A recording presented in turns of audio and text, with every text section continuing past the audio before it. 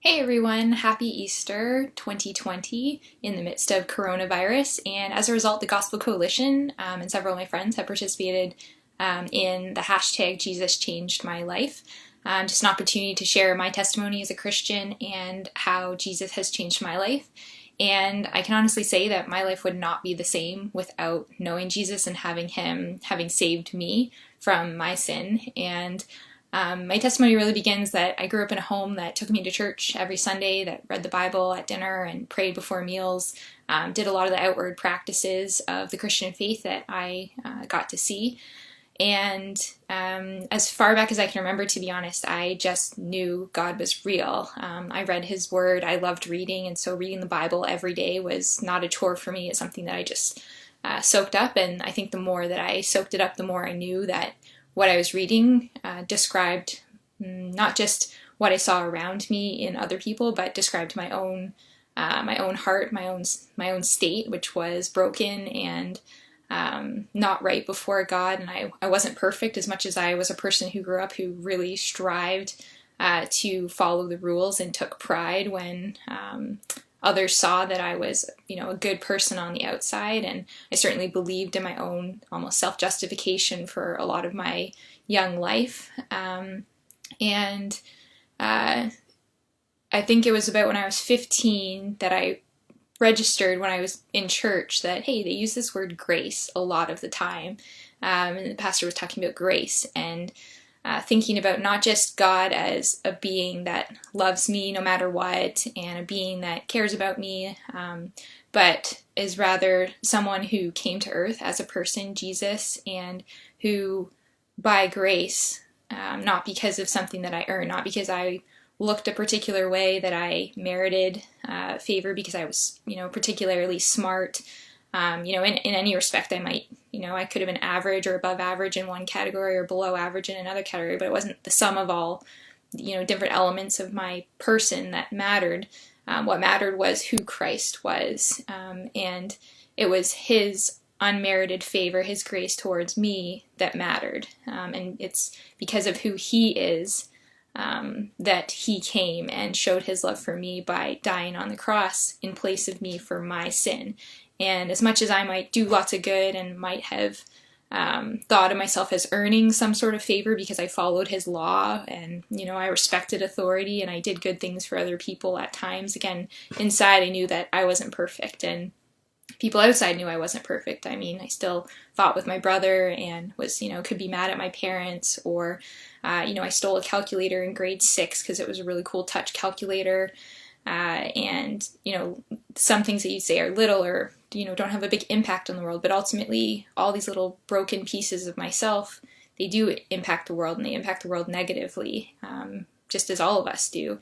And so I was fully deserving of God's wrath on me, but I was hearing, this message of grace, and it was because of Christ that grace can apply to me, and my faith in Him and belief that what He did on the cross makes that apply to me.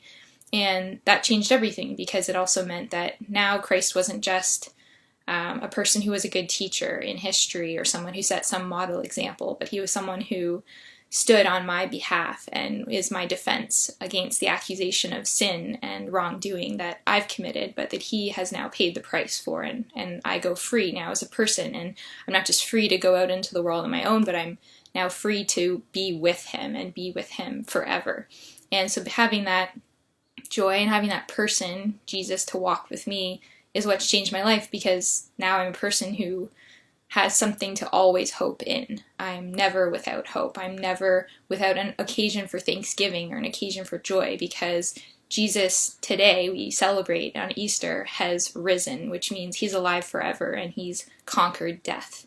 And death has no more sting for the Christian. It means being with Christ forever, face to face. Right now we have His Spirit, we say the Holy Spirit with us, and that's a gift, but one day we'll be face to face with Him. And so even now, in a time of, a pandemic, and thinking about how much closer death is walking to many of us, which we might not expect, and we don't know our time. And I've even reflected quite a bit on how it's funny to think we're all worrying about death from a virus, but in reality there's still car accidents happening, there's still cancer, there's still falling down the stairs and breaking your neck. There's all manner of ways in which we can go that we actually need to be mindful of death all the time. And one of the things that Jesus has done is given me hope for the end of my life and hope for all of my life. And when I'm in a dire situation, such as right now, where renovations are like over my head and we just can't seem to get free of them. And, I've got screaming Amy, and then I've got Paul saying, "Come play, Mom, come play, come play,"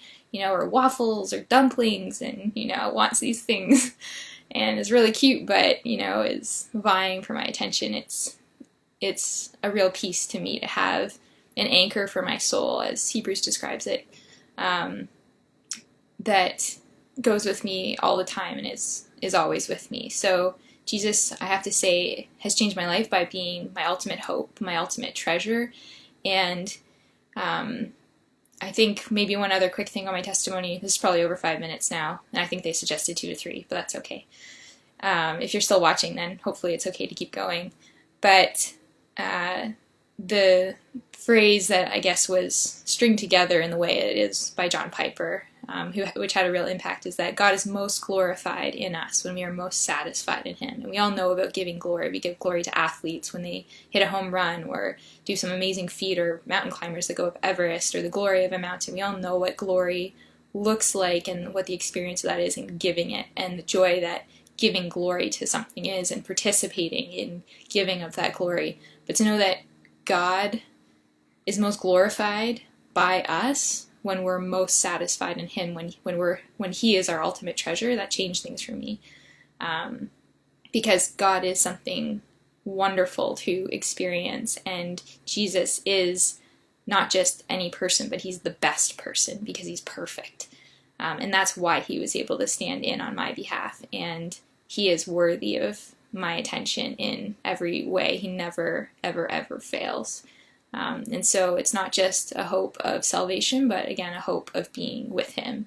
And that changes how, again, everything in my life looks when things are hard for me, or when I'm faced with my own brokenness or my own sin. I have Him to look to and be with forever. Happy Easter, everyone.